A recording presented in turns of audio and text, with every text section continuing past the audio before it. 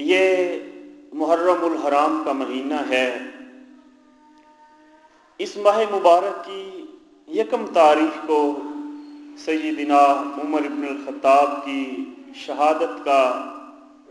المناک حادثہ پیش آیا، جس کا اظہار جمعۃ المبارک کے پچھلے خطبہ میں آپ کے سامنے کیا تھا، اور پھر اس ماہ محرم کی 10ویں تاریخ کو اسلامی تاریخ کا وہ عظیم سانحہ رونما ہوا کہ جس سے زیادہ شہرت دنیا میں کسی اور واقعے نے حاصل نہیں کی۔ یہ کربلا کا واقعہ تھا، جس میں نواسہ رسول سیدنا امام حسین رضی اللہ تعالیٰ عنہ اپنے پورے خاندان کے ساتھ جام شہادت نوش فرما گئے۔ نبی رحمت صلی اللہ علیہ وسلم حضرت حسین سے بہت زیادہ محبت اور پیار کیا کرتے تھے، اس لیے کہ وہ آپ کے جگر گوشہ اور آپ کے جگر کے ٹکڑے سیدہ فاطمہ الزہرا کے پھول تھے، اور محبت کا، پیار کا یہ رشتہ بڑا ہی مضبوط رشتہ تھا۔ بچپن میں حضرت حسین میرے آقا کی گود میں کھیلے، اسی گود میں پلے بڑے، جوان ہوئے، اور کبھی تو یوں بھی ہوا کہ اگر نبی اکرم صلی اللہ علیہ وسلم حالت نماز میں ہوتے تو حضرت حسین بچپن میں آپ کو سجدے کے عالم میں دیکھ کر آپ کے اوپر سوار ہو جاتے، اور نبی اکرم صلی اللہ علیہ وسلم اپنے اس سجدے کو طویل کر دیتے، اور کبھی بعد میں گھر والوں سے ناراض بھی نہ ہوتے کہ آپ بچوں کو سنبھال کر رکھا کریں، میری نماز آ کر خراب کرتے ہیں۔ نہیں، بلکہ جہاں آپ 3 بار، 7 بار یا 9 بار سجدے میں تسبیح پڑھا کرتے تھے، آپ 72 بار تسبیح پڑھتے، یہاں تک کہ حضرت امام حسین خود آپ کی کمر سے اتر جاتے اور پھر آپ سجدے سے سر اٹھاتے۔ نبی اکرم صلی اللہ علیہ وسلم نے اپنے اہل بیت کی مثال حضرت نوح علیہ السلام کی کشتی سے دی ہے۔ آپ نے فرمایا کہ میرے اہل بیت نوح علیہ السلام کی کشتی کی مانند ہیں، جو اس کشتی میں سوار ہو گیا وہ بچ گیا، جو اس کشتی میں سوار ہونے سے محروم رہا وہ ڈوب گیا۔ جو میرے اہل بیت سے وابستہ رہا، جو میرے اہل بیت سے محبت اور پیار کرتا رہا اور اہل بیت کی پیروی کرتے ہوئے ان کے نقش پا پہ چلتا رہا، وہ کامیاب رہا، اور جس نے اہل بیت کا دامن چھوڑ دیا وہ ذلیل و رسوا ہو گیا۔ حضرت اسامہ بن زید روایت کرتے ہیں کہ ایک بار میں مدینہ کی گلیوں سے گزر رہا تھا کہ مجھے سامنے نبی رحمت صلی اللہ علیہ وسلم آتے ہوئے دکھائی دیے، اور کالی کملی والے نے اپنے اوپر کملی اوڑھی ہوئی تھی، سردیوں کا موسم تھا، آپ نے اپنے اوپر، اپنے جسم کے اوپر چادر مبارک ڈالی ہوئی۔ میں آپ کے پاس آ کر رک گیا اور آپ سے باتیں کرنے لگا۔ اتنے میں مجھے محسوس ہوا کہ آپ کی چادر میں کوئی چیز ہل رہی ہے، حرکت محسوس ہو رہی ہے۔ میں نے پوچھا یا رسول اللہ یہ کیا؟ آپ نے چادر اٹھائی تو نیچے حضرت حسین تھے، جنہیں نبی رحمت صلی اللہ علیہ وسلم نے اپنے سینے سے لگا رکھا تھا، سردی سے بچانے کے لیے ان کے اوپر چادر ڈالی ہوئی تھی، اور آپ مدینہ کی گلیوں میں انہیں لیے گھوم رہے تھے۔ اور کبھی صحابہ نے یہ منظر بھی دیکھا کہ صرف سینے سے چپٹے چادر میں چھپے نہیں، بلکہ کندھے پہ بیٹھ کر وہ نبی رحمت صلی اللہ علیہ وسلم کے کندھوں پہ بیٹھ کر حضرت حسین تشریف لا رہے ہیں۔ نبی اکرم صلی اللہ علیہ وسلم گھر سے باہر نکلتے بچوں کے ساتھ بڑے شفیق، مہربان، اور حضرت حسین سے اس قدر محبت اور پیار، آپ کو بھی ساتھ لے لیتے، گود میں اٹھائے رکھتے اور پھر کندھوں پہ بٹھا لیتے۔ نبی اکرم صلی اللہ علیہ وسلم نے حضرت امام حسین کو اپنے کندھے پہ بٹھایا ہوا، اور آپ انہیں حضرت فاطمہ کے گھر چھوڑنے جا رہے ہیں۔ راستے میں ایک صحابی ملے، انہوں نے دیکھا خوش ہوئے, مسکرائے اور کہنے لگے, حضرت امام حسین سے مخاطب ہو کر کہنے لگے کہ اے بچے, تیری سواری کتنی عظیم ہے, کتنی عظیم سواری پر تو سوار ہے. نبی رحمت صلی اللہ علیہ وسلم یہ فکرہ سن کر خوش ہوئے اور آپ نے یہ بھی فرمایا کہ سواری ہی عظیم نہیں بلکہ اس کا سوار بھی بڑا عظیم ہے, یہ سوار بھی بڑا عظیم ہے. اور اسی لیے نبی رحمت صلی اللہ علیہ وسلم نے یہ اعلان کر دیا کہ حسین جنت میں نوجوانوں کے سردار ہوں گے. جنت کے اندر نوجوانوں کی سرداری کا جھنڈا حضرت امام حسین کے ہاتھ میں دیا جائے گا اور یہ جنت کے سرداروں میں سے ہوں گے. یہ محرم کا مہینہ اس عظیم شہزادے کی شہادت کا مہینہ ہے اور اسلام کی تاریخ غریب و سادہ و رنگین ہے داستان حرم. نہایت اس کی حسین اور ابتدا ہے اسماعیل. یہ تو قربانیوں کی تاریخ ہے. اسلام کی تاریخ خون شہیدہ سے رقم ہے. یہ تو شہادتوں کی داستان ہے. اس میں بڑی بڑی قربانیاں, عظیم قربانیاں لوگوں نے اپنی گردنیں کٹا کر گلشن اسلام کی آبیاری کی ہے. اور ان شہیدوں میں ایک بڑا بلند نام اور بلند مقام ہے حضرت امام حسین کا. ایک تو حسب و نسب کی بنیاد پر آپ کا تعلق جس خانوادے سے تھا اس لحاظ سے آپ کو بڑا مقام اور بڑی فضیلت حاصل تھی. پھر آپ کے جو فضائل نبی رحمت صلی اللہ علیہ وسلم نے بیان فرمائے ان کی روشنی میں آپ کا بڑا مقام تھا. آپ اس لیے بھی بڑے عظیم تھے کہ آپ حضرت علی کے بیٹے, آپ حضرت فاطمہ الزہرا کے بیٹے اور آپ رسول رحمت صلی اللہ علیہ وسلم کے نواسے ہیں. لیکن جس مقصد کے لیے آپ نے اپنی جان کا نذرانہ پیش کیا وہ مقصد اس سے بھی عظیم اور بلند تر تھا. سن 60 ہجری میں جب حضرت امیر معاویہ کا انتقال ہوا اور ان کی جگہ یزید تخت خلافت پر براجمان ہوا تو اس وقت یزید نے مدینہ کے گورنر کو حکم بھیجا کہ امام حسین سمیت تمام بڑے بڑے لوگوں سے بیعت لے کر گویا اعتماد کا ووٹ لے کر مجھے خبر دی جائے. جب حضرت امام حسین سے مدینہ کے گورنر نے یزید کے لیے بیعت کا کہا تو حضرت امام حسین نے کہا کہ یزید جیسے شخص کے ہاتھ پر بیعت کرنا حسین کا کام نہیں ہے, اس لیے کہ میں اسے مسلمانوں کے اقتدار کے لیے, خلافت کے لیے کسی قدر موضوع نہیں سمجھتا, اور جو شخص نااہل ہو, جو شخص اس قابل نہ ہو, حضرت امام حسین اسے کبھی بھی ووٹ نہیں دے سکتا, اس کے ہاتھ پر بیعت نہیں کر سکتا. یہاں سے ایک اختلاف شروع ہوا اور ملت اور پوری امت ایک عجب کشمکش میں برپا ہو گئی. وہ مسند جو رسول رحمت صلی اللہ علیہ وسلم کی مسند تھی, وہ مسند جس پہ آپ نے سیدنا صدیق اکبر کو آن بٹھایا تھا, وہ مسند جس پہ کبھی عمر ابن الخطاب نے بیٹھ کر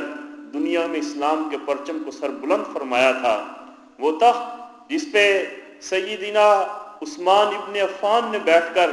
عدل و مساوات کی مثالیں قائم کی تھیں, اور وہ تخت جس پر حضرت علی براجمان ہوئے. یہ کیا ہوا کہ یزید جیسا شخص اتنی مقدس جگہ پر آ کر بیٹھ گیا؟ یہ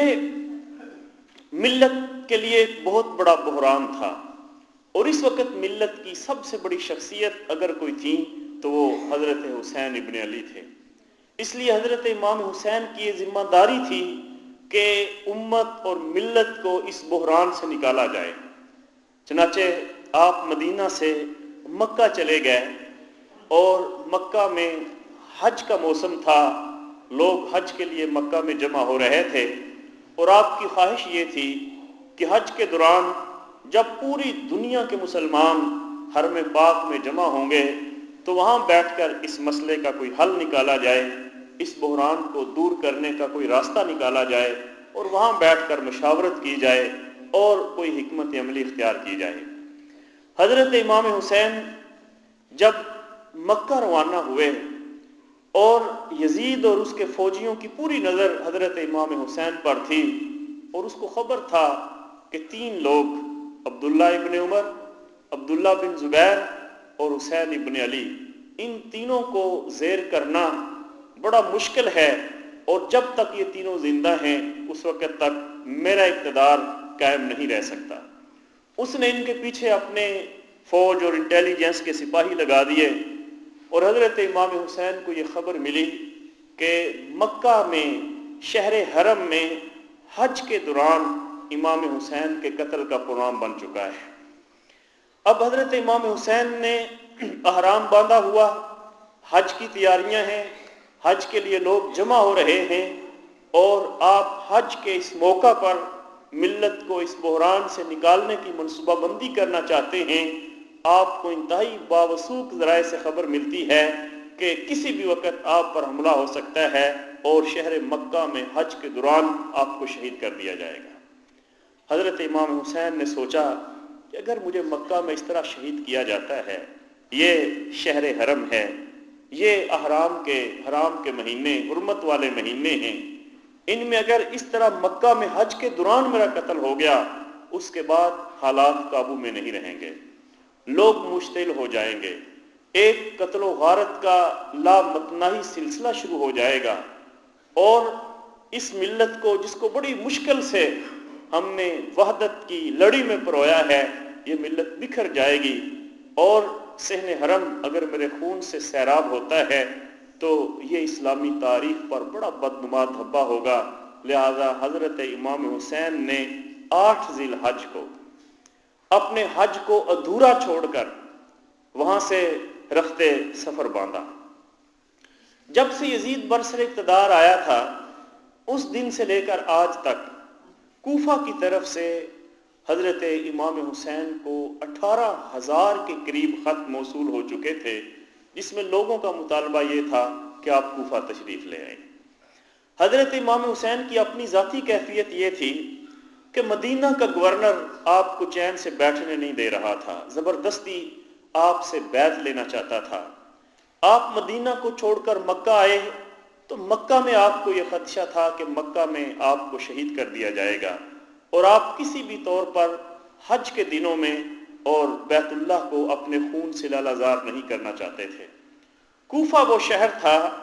جس کو حضرت علی نے آباد کیا تھا، اور حضرت علی نے اپنے دور خلافت میں اسی کوفہ کو اپنا دارالخلافہ کیپٹل سٹی بنایا تھا، اور حضرت علی کے بہت زیادہ حامی اور حضرت علی سے محبت اور پیار کرنے والے لوگوں کی ایک اکثریت اس شہر کے اندر موجود تھی، اور انہوں نے جب حضرت امام حسین کو خط لکھنا شروع کیے تو امام نے بھی یہی سمجھا کہ میرے لیے اگر سکون کے ساتھ رہنے کی کوئی جگہ اس وقت روئے زمین میں ہے تو وہ کوفہ ہے۔ اس لیے آپ اپنے اہل بیت کے ساتھ ہجرت کر کے کوفہ کی طرف جانے لگے۔ کوفہ آپ جنگ کی غرض سے نہیں جا رہے، کوفہ آپ لڑنے کے لیے نہیں جا رہے، کوفہ صرف آپ وقتی رہائش اختیار کرنے کے لیے جا رہے ہیں۔ اس شہر کو اپنے لیے امن کی بستی سمجھ کر اور اپنے بہت زیادہ حامی اور مددگار پا کر کہ وہاں بیٹھ کر آرام سے سوچیں گے کہ ملت کو اس بحران سے کیسے نکالا جا سکتا ہے، آپ اس نیت سے اپنے بیوی بچوں کو لے کر، اپنے خاندان کے لوگوں کو لے کر وہاں رہائش اختیار کرنے کی نیت سے جا رہے ہیں۔ اگر لڑائی کا کوئی پروگرام ہوتا تو آپ اپنے بچوں کو ساتھ لینے کی بجائے کچھ جنگجوؤں کو ساتھ لیتے، لڑنے والے جوانوں کو ساتھ لیتے۔ کون تھا جو حضرت حسین کی آواز پر لبیک کہتے ہوئے آپ کے قافلے کا راہی نہ بنتا؟ لیکن آپ لڑائی چاہتے ہی نہیں تھے، آپ اس مسئلے کا کوئی پرامن اور سیاسی حل چاہتے تھے۔ لڑائی اور جنگ کر کے اس مسئلے کو حل کرنا حضرت امام حسین کی پرائرٹی میں تھا ہی نہیں۔ اس لیے حضرت امام حسین نے مسلم بن نقیل کو بھیجا کہ آپ ایسا کریں، آپ پہلے کوفہ جائیں، کوفہ والوں کے خط اور جذباتیت اپنی جگہ، لیکن آپ پورے حالات و واقعات کو اپنی آنکھوں سے دیکھیں، اور اپنی آنکھوں سے دیکھ کر مجھے آ کر آگاہ کریں کہ اس وقت فی الواقع کوفہ کی صورتحال کیا ہے۔ حضرت مسلم بن نقیل بھی بڑے پرامن طریقے سے اپنے چھوٹے 2 معصوم بچوں کو ساتھ لیے کوفہ چلے گئے۔ کوفہ کے لوگوں کو جب معلوم ہوا مسلم بن عقیل آئے ہیں، دیوانہ وار وہ لوگ آپ پر محبت اور پیار نچھاور کرنے کے لیے ٹوٹ پڑے۔ 18,000 سے زائد لوگوں نے آپ کے ہاتھ پر بیعت کی اور پورا شہر محبت میں امنڈ آیا۔ اور اس جذباتی ماحول کو دیکھ کر حضرت مسلم بن عقیل نے حضرت امام حسین کو یہ خط لکھا کہ یہاں تو حالات بالکل یکسر مختلف ہیں، یہاں لوگوں کے اندر یزید کے خلاف سخت نفرت پائی جاتی ہے اور فصل پک کر تیار ہو چکی ہے، بس کسی کاٹنے والے کا انتظار ہے، آپ فوری طور پر کوفہ کے لیے روانہ ہو جائیں، کوفہ کے حالات بہت سازگار ہیں۔ ادھر حضرت مسلم بن عقیل نے یہ خط لکھا، ادھر یزید جو پوری طرح ان تمام حالات پر اپنے سیاسی ذرائع سے نظر رکھے ہوئے تھا، جب اسے معلوم ہوا کہ حضرت امام حسین نے تو حج کو ادھورا چھوڑ دیا ہے اور یہاں سے کوفہ کی طرف روانہ ہو رہے ہیں، اور کوفہ کے اندر مسلم بن عقیل نے آ کر کئی لوگوں کو اپنا گرویدہ بنا لیا ہے، تو اس نے کوفہ کے گورنر نعمان بن بشیر کو یہ کہا کہ مسلم بن عقیل کو گرفتار کر لو، اور جو ہی حضرت امام حسین کا قافلہ یہاں پہنچے ان سب کو گرفتار کر کے میرے دربار میں پیش کرو۔ نعمان بن بشیر بڑے سچے اور حق گو آدمی تھے، وہ کوفہ کے گورنر تھے۔ جب انہیں یہ خط ملا تو انہوں نے اس خط کی کوئی پرواہ نہ کی، انہوں نے جواب دیا کہ میں آل رسول پر ہاتھ نہیں ڈال سکتا، میں کبھی بھی کوئی ایسا فعل نہیں سر انجام دے سکتا جس کے بعد مجھے جہنم کی آگ کا ایندھن بننا پڑے اور دنیا میں ذلیل ہونا پڑے۔ یہ ایک بڑے معتدل آدمی تھے، نبی صلی اللہ علیہ وسلم کے صحابی تھے، بڑی خوبصورت اور اچھی شخصیت کے مالک تھے۔ اگر یزید کو حضرت امام حسین سے محض کوئی سیاسی اختلاف تھا، وہ آپ کی جان کا دشمن نہیں تھا، آپ کو شہید کرنے کا اس کا کوئی ارادہ نہیں تھا، تو نعمان بن بشیر بڑے ہی معقول آدمی تھے، ان کو پل بنا کر ان کے ذریعے حضرت امام حسین سے مذاکرات کیے جا سکتے تھے، حضرت امام حسین سے مل بیٹھ کے کوئی منصوبے کا حل سوچا جا سکتا تھا، لیکن وہ خود بھی جانتا تھا کہ جس مسند پر میں براجمان ہوا ہوں میں اس کے اہل نہیں ہوں۔ اور ایک ظالم اور ڈکٹیٹر آدمی، اس کا یہی فیصلہ ہوتا ہے کہ مخالفین چاہے کوئی بھی ہو ان کی گردنیں اڑا دی جائے اور انہیں کچل دیا جائے۔ اس نے یہی فیصلہ کیا۔ زمانے کا بدنام ترین شخص جو اس وقت بصرہ کا حاکم تھا ابن زیاد، اس کو بصرہ کے ساتھ ساتھ کوفے کا حاکم بنایا، نعمان بن بشیر کو معزول کیا اور ان کی جگہ ابن زیاد کو کوفہ کا گورنر دے کر اور سخت احکامات دے کر بھیجے، اور اسے کہا کہ میں تمہاری طبیعت سے اور تمہاری شخصیت سے یہ توقع رکھتا ہوں کہ تم کوئی نرمی نہیں برتو گے، اور اس نے بھی یقین دلایا کہ نرمی میرے ہاں ہے ہی نہیں، جاتے ہی اگر اس بغاوت کو کوئی کنٹرول کر سکتا ہے تو وہ صرف میں ہی ہوں۔ اب کوفہ کے لوگ حضرت امام حسین کا انتظار کر رہے تھے۔ ابن زیاد نے ایک چال چلی، وہ حجازی راستے کے ذریعے کوفہ میں داخل ہوا اور اس نے اپنے چہرے کو کپڑے سے لپیٹا ہوا تھا، اس کے ساتھ لوگ تھے، اور اس زمانے میں یہ عام تھا کہ لوگ سفر کرتے ہوئے گرد اور گھٹے اور ڈسٹ سے بچنے کے لیے اپنے کپڑے کو چادر میں، اپنے چہرے کو چادر میں لپیٹ لیتے تاکہ گھٹا اور ڈسٹ ان کے چہرے پر نہ پڑے۔ جب ابن زیاد کا قافلہ کوفے میں داخل ہوا حجاز کے راستے سے، لوگ حضرت امام حسین کے منتظر تھے، لوگوں نے یہی سمجھا کہ یہ امام حسین آ گئے ہیں۔ اب لوگ دیوانہ وار اس کی سواری کے پیچھے، السلام علیکہ یا ابن بنت رسول اللہ، اے رسول اللہ صلی اللہ علیہ وسلم کی لخت جگر کے بیٹے آپ پر سلام ہوں، اور لوگ ان کے پیچھے پیچھے جا رہے۔ ابن زیاد خاموشی سے چلتا گیا اور اس وقت قصر خلافت جو تھی وہاں جا کر پہنچا، اور جب اس نے اپنے سامنے کوفہ کے بہت سارے لوگوں کو موجود پایا جو امام حسین کا استقبال کرنے کے لیے آئے تھے، اور بڑی خوشی کے ساتھ استقبال انہوں نے کیا اور وہاں سامنے جمع تھے، تو ابن زیاد نے اپنے چہرے سے کپڑا اتارا۔ لوگوں کو یکدم ایک جھٹکا لگا، یہ کیا، یہ حسین تو نہیں، یہ تو ابن زیاد ہے۔ اور ابن زیاد نے اپنے میان سے تلوار نکالی اور تلوار لہرا کر اس نے کہا، کوفہ کے لوگوں سنو، اب تمہارا گورنر میں ابن زیاد ہوں۔ یہ ایک ایسا ظالم شخص تھا کہ جس کے نام سے ہی لوگ کانپتے تھے، اور لوگ جانتے تھے کہ اس شخص کے اندر کوئی انسانیت اور رحم نام کی چیز نہیں ہے۔ لوگ سہم گئے۔ اس نے تلوار اٹھائی اور اس نے کہا سنو، تم میں سے اب جس کسی نے حضرت امام حسین کا ساتھ دیا، میں اس کی گردن تن سے جدا کر دوں گا، اس کی بیوی کو بیوہ کر دوں گا، اس کے بچوں کو یتیم کر دوں گا، اس کا گھر اجاڑ دوں گا۔ خبردار، اگر کسی شخص نے بغاوت کی راہ پر چلنے کی کوشش کی، اس کی آئندہ آنے والی نسلوں تک کو ختم کر دوں گا، یہ کر دوں گا۔ اس نے چند دھمکیاں لگائیں اور یہ عوام الناس یہ وہاں سے کھسکنے لگے۔ اور ابن زیاد کے آنے کے بعد کوفہ کا ماحول یکسر تبدیل ہو گیا۔ وہی کوفہ جو کل تک حضرت امام حسین کے استقبال کی تیاریاں کر رہا تھا، وہی کوفہ جو چند دن پہلے مسلم بن عقیل کے ہاتھ پر بیعت کر رہا تھا، وہی جو امام حسین کا راہ دیکھ رہے تھے، اب جب ابن زیاد کی تلوار کو دیکھا، اس کی تلوار کو دیکھتے ہی وہاں سے کھسکنا شروع ہو گئے۔ اور ابن زیاد نے آ کر سب سے پہلے کوفہ کے جو چودھری تھے، جو بڑے لوگ تھے، ان کو جمع کیا، ان کو لالچیں دیں، ان کو جاگیریں دیں، ان کو حکومت میں عہدے دیے، اور ان سے کہا کہ اپنے اپنے قبیلے اور خاندان کے لوگوں پر کنٹرول کرو۔ اور ان چودھریوں نے اپنے ایمان اور ضمیر بیچ دیے۔ ایک ہی شخص تھا جو ہانی بن عروہ، جو ڈٹا رہا اور مسلم بن عقیل نے ان کے گھر میں پناہ لی۔ اب یہ واقعہ لمبا ہے، جمعے کے خطبے میں مکمل بیان کرنا ممکن نہیں ہے۔ ابن زیاد نے اپنے مختلف ملازموں کو بھیس بدل کر مسلم بن عقیل کی تلاش پہ لگا دیا۔ وہ بظاہر اہل بیت سے محبت کے دعوے کرتے پھرتے رہے اور چندے دیتے رہے کہ یہ امام حسین کے لیے اتنے فنڈ دے رہے ہیں۔ اسی طرح وہ ہانی بن عروہ کے گھر پہنچے اور مسلم بن عقیل کو تلاش کر لیا۔ پھر آ کر ابن زیاد کو خبر دی۔ ابن زیاد نے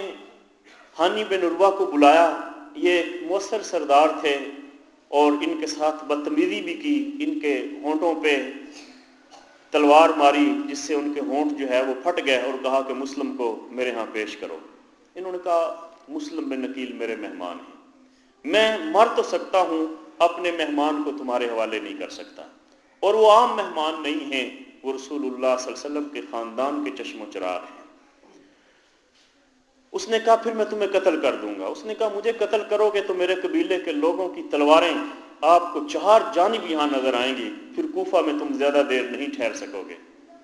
اور یہی ہوا، ہانی بن عروہ کے لوگ، اس کے قبیلے کے لوگ تلواریں لے کر آ گئے۔ ابن زیاد نے کہا کہ یہ بالکل صحیح سلامت ہیں، آپ گھروں کو واپس جاؤ، بس ان سے تھوڑی سی معلومات لینے کے لیے میں نے انہیں بلایا ہے۔ جب لوگ واپس چلے گئے تو انہوں نے ہانی بن عروہ کو شہید کر دیا، اور پھر مسلم بن عقیل جو وہاں سے نکلے، جو ان کے ساتھ ساتھی تھے، ان کو لے کر باقاعدہ ایک پورا جنگ کا ماحول بنا۔ ادھر مسلم بن عقیل کی قیادت میں کچھ لوگ ان کے ساتھ تھے، اور دوسری طرف ابن زیاد کے لوگ اپنے سالاروں کے ساتھ کوفہ کی گلیوں میں ایک لڑائی کا سلسلہ شروع ہوا۔ مغرب کی نماز کا وقت ہوا، اور مسلم بن عقیل جب نماز کے لیے امامت کے مصلی پہ کھڑے ہوئے اور امامت سے فارغ ہو کر جب سلام پھیرا تو پیچھے کوئی بھی نہیں تھا۔ سارے کے سارے لوگ وہاں سے اپنی جان بچا کر بھاگ گئے، اور یہ تنہا کوفہ کی گلیوں میں رہ گئے، اور پھر وہاں سے دوڑے اور بھاگتے ہوئے مختلف گلیوں میں ٹھوکر کھاتے ہوئے ایک گھر کی سیڑھیوں سے ٹھوکر کھا کر گر پڑے۔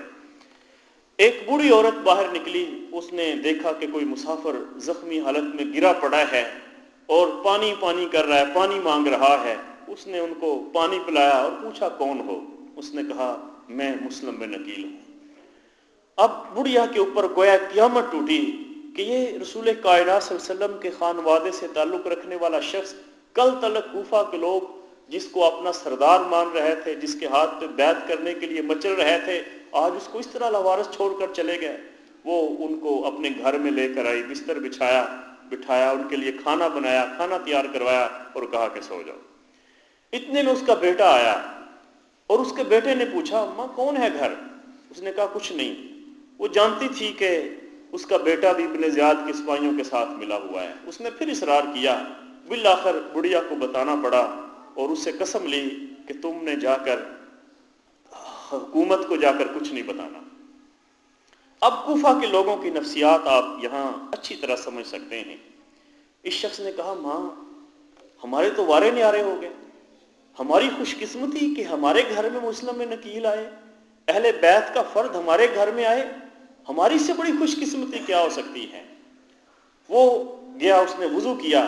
اور ماں کہتی ہے کیا کر رہے ہو؟ کیا میں شکرانے کے نفل پڑھنے لگا ہوں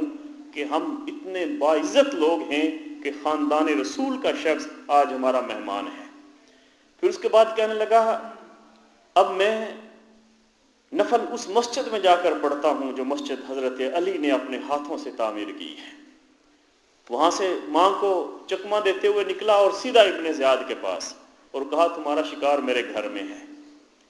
اور وہ لوگ آئے اور اس طرح مسلم بن نکیل کو وہاں پکڑا اور ان کو محل کی چھت کے اوپر لے جا کر سب لوگوں کے سامنے اس طرح شہید کیا گیا کہ ان کی گردن الگ کر دی اور ان کی گردن کو گلیوں میں لٹکا دیا گیا اور اعلان کر دیا گیا کہ جو شخص بھی امام حسین کا ساتھ دے گا اس کا یہی حال ہوگا جو اس کا ہوا ہے۔ بس اس موقع پر یہ ان کا ساری محبت اور سارا جوش و خروش وہیں پانی پانی ہو گیا اور یہ لوگ بدک کر اپنے گھروں میں بیٹھ گئے۔ ادھر حضرت امام حسین کربلا کے مقام پر آ کر پہنچ گئے اور انہیں جب اس چیز کا پتہ چلا کہ کوفہ کے حالات تو یکسر بدل گئے ہیں، جس شہر میں ہم رہائش اختیار کرنے آئے تھے وہ رہائش کے قابل نہیں رہا، اس کے حالات تو مکہ اور مدینہ سے بھی زیادہ ہمارے لیے بدتر ہو چکے ہیں، آپ نے وہیں کربلا کے مقام پر قیام فرمایا۔ اس موقع پر جب ابن زیاد کے لوگ حضرت امام حسین کے پاس پہنچے تو حضرت امام حسین سے کی مطالبہ کیا کہ گرفتاری دے دو، یہ ہتھ کڑیاں اور زنجیریں اپنے پاؤں اور ہاتھوں میں ڈالو اور گرفتاری دو اور ابن زیاد کے پاس حاضر ہو۔ اب حضرت امام حسین اس قسم کی شرائط کو کیسے مان سکتے تھے؟ حضرت امام حسین نے کہا دیکھو میں یہاں لڑنے کے لیے نہیں آیا، میرا کوئی ارادہ جنگ کرنے کا نہیں تھا، میں یہاں اپنے بابا کے آباد کیے ہوئے شہر میں رہائش اختیار کرنے کے لیے آیا تھا اور اس لیے آیا تھا کہ مل بیٹھ کر سوچیں گے، مسئلے کا کوئی حل نکالیں گے، اس بحران سے امت کو نکالیں گے، اور خود نہیں آیا، تمہارے مطالبے پر آیا ہوں۔ یہ 18,000 خط یہ تم لوگوں نے لکھے ہیں اور تم لوگوں نے ہی مجھے بلایا ہے، اس وجہ سے میں یہاں آیا ہوں، اور اگر حالات بدل گئے ہیں تم مجھے نہیں آنے دیتے تو میں واپس چلا جاتا ہوں، میرا راستہ نہ روکو، اس لیے کہ میں لڑنے کے لیے نہیں آیا۔ انہوں نے کہا جی واپسی کی کوئی گنجائش ہی نہیں ہے، آپ کو گرفتاری دینی ہوگی۔ حضرت امام حسین نے کہا کہ پھر ایسے ہے، مجھے عزت کے ساتھ گرفتاری نہیں، ہاتھوں میں زنجیریں ڈال کر نہیں، بلکہ عزت اور احترام کے ساتھ مجھے ڈائریکٹ یزید کے پاس لے کر چلو، ابن زیاد کو بیچ نکالو، میں اس کے ساتھ بات کرتا ہوں اور مذاکرات کرتا ہوں۔ انہوں نے کہا یہ بھی نہیں ہو سکتا۔ آپ نے فرمایا کہ پھر میری تیسری شرط یہ ہے کہ آپ مجھے چھوڑ دو، نہ میں واپس جاتا ہوں، نہ آپ سے لڑتا ہوں، نہ میں آپ سے لڑنا چاہتا ہوں، مجھے ان سرحدوں پر جانے کی اجازت دے دو جہاں اسلام کی کفر کے ساتھ لڑائی ہو رہی ہے، جو بھی اسلامی سپاہی ہیں میں ان کی طرف سے لڑتا ہوا کفر کے ہاتھوں اگر شہید ہو جاؤں تو کم از کم تمہارے ہاتھ میرے خون کے رنگین ہونے سے بچ جائیں گے۔ لیکن ان ظالموں نے اس تجویز پر بھی عمل نہ کیا اور انہوں نے آپ کی بات یہ بھی نہ مانی۔ اب حضرت امام حسین کے پاس اس کے سوا کوئی چارہ نہ تھا کہ وہ ان لوگوں سے لڑیں۔ یقیناً حضرت امام حسین کا موقف پہلے دن سے ہی بڑا مضبوط ترین موقف تھا۔ آپ یزید کو خلافت کے قابل ہرگز نہیں جانتے تھے اور نہیں سمجھتے تھے، لیکن آپ کا مقصد یہ تھا کہ کسی لڑائی اور خون خرابے کے بغیر اگر اس کا کوئی پرامن حل نکل آئے تو وہ زیادہ بہتر ہے، اور اسی پرامن حل کی تلاش کے لیے آپ مدینہ سے مکہ اور مکہ سے کوفہ تشریف لائے تھے۔ لیکن اب جب حضرت امام حسین کے سامنے کوئی راستہ نہیں تھا تو اب وہ وقت آ گیا تھا کہ آپ دنیا کو یہ بتلائیں کہ ظالم حکمران کے سامنے جھک جانا کٹ جانے سے بہتر ہوا کرتا ہے۔ ظالم حکمران کی بیعت کرنا، اس کے سامنے گرفتاری دینا یا اس کی خلافت کو مان لینا، اس سے بہتر ہے کہ تمہاری گردن کٹ جائے، تمہارے خاندان کا ایک ایک فرد کٹ جائے، تمہارے معصوم بچے شہید ہو جائیں، تمہاری لاشوں پہ گھوڑے دوڑیں، لیکن کسی ایسے حکمران اور ایسے فاسق شخص جس کو تمہارا ضمیر نہیں مان رہا، جس کو تم خلافت کے قابل نہیں سمجھ رہے، کبھی بھی اس کی بیعت نہ کی جائے۔ اگر امام حسین چاہتے انہیں کہتے ٹھیک ہے میں یزید کی بیعت کرنے کو تیار ہوں، تو کوئی مسئلہ ہی نہیں تھا، یہاں بھی کر سکتے تھے، مکہ میں بھی کر سکتے تھے، مدینہ میں بھی کر سکتے تھے، یہاں بھی بڑا مطالبہ یہی تھا آپ یزید کی بیعت کر لیں، لیکن حضرت امام حسین نے یزید کی بیعت نہیں کی اور اس کے لیے اپنی جان تک اللہ کے راستے میں نچھاور کر دی۔ اب کربلا کے میدان میں آپ کے ساتھ تو صرف 72 نفوس تھے، اور وہ بھی چھوٹے چھوٹے بچے اور بوڑھے اور آپ کے خاندان کے لوگ، لیکن حضرت امام حسین نے پوری جرت اور پوری شجاعت کے ساتھ ان لوگوں کا مقابلہ کیا اور کربلا کی اس سرزمین کو اپنے خاندان کے خون سے سیراب کیا۔ اے کربلا کی خاک، تو اس احسان کو نہ بھول، تڑپی ہے تجھ پر لاش جگر گوشہ بطول، اسلام کے لہو سے تیری پیاس بجھ گئی اور سیراب کر گیا تجھے خون رگے رسول۔ اور حضرت امام حسین کی شہادت سے ہمیں جو درس ملتا ہے وہ یہی ہے، دیتی رہے گی درس شہادت حسین کی، آزادی حیات کا یہ سرمدی اصول، سر چڑھ جائے خواہ تیرا نیزے کی نوک پر، مگر تو فاسقوں کی اطاعت نہ کر قبول۔ انشاءاللہ جمعۃ المبارک کے اگلے خطبے میں اسی موضوع کو لے کر چلیں گے۔ اللہ تعالیٰ سے دعا ہے کہ وہ ہمیں حضرت امام حسین کے نقش پا پہ چلنے کی توفیق عطا فرمائے اور ہمارے دلوں کو صحابہ کرام اور اہل بیت کی محبت سے معمور کر دے۔ وآخر دعوانا ان الحمد للہ رب العالمین۔